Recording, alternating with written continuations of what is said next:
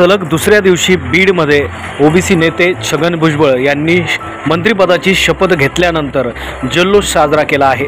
यामध्ये ढोल ताशा त्याचबरोबर पेढे भरवत हा जल्लोष साजरा करण्यात आलेला आहे।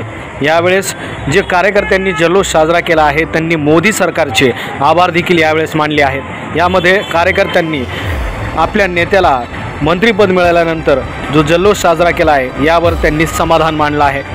यावेळेस समता परिषदेचे अनेक कार्यकर्ते या ठिकाणी जल्लोष करताना पाहायला मिळत होते। आमचे महाराष्ट्राचे नेते माननीय नामदार भुजबळ साहेब यांनी काल महाराष्ट्राचे नेतृत्व करत असताना अन्न व नागरी पुरवठा मंत्रिपदी काल शपथ घेतली। त्या निमित्ताने आज आम्ही सर्व समाज मिळून या ठिकाणी आम्ही जल्लोष करत आहोत आणि खऱ्या अर्थाने आज 6 महिन्याच्या काळामध्ये आज खरं पाहिलं तर सत्य परेशान होत आहे, पराजित नाही या म्हणीप्रमाणे आज आम्हाला न्याय मिळालेला आहे। म्हणून या ठिकाणी सर्व समाज बांधवांच्या वतीने आम्ही या ठिकाणी जल्लोष करत आहोत। आज आम्ही या ठिकाणी सुभाष भाऊंच्या नेतृत्वाखाली फटाके फोडून पेढे वाटून आज आम्ही या ठिकाणी सर्व समाज महाराष्ट्रातीलच सर्व आज माजलगाव आपलं बीड जिल्ह्यातीच नाही तर महाराष्ट्रामधील सर्व समाजाच्या ठिकाणी या ठिकाणी जल्लोष होत आहे। महात्मा फुले समता परिषदेचे बीड जिल्ह्याचे अध्यक्ष आणि राज्याचे सचिव ॲडव्होकेट सुभाष राऊत यांच्या मार्गदर्शनाखाली आज या ठिकाणी ओबीसीचे नेते नामदार छगन भुजबळ यांनी काल जो शपथविधी घेतला, महात्मा फुले समता परिषदेबरोबरच सर्व ओबीसींच्या संघटना यांना आनंद झालेला आहे। कारण गेल्या 5-6 महिन्यापासून ओबीसींच्या संघटना या प्रतीक्षेत होत्या की आमचा नेता हा मंत्रिमंडळामध्ये पाहिजे आणि वेगवेगळ्या माध्यमातून हा दबाव सरकारवर येत होता।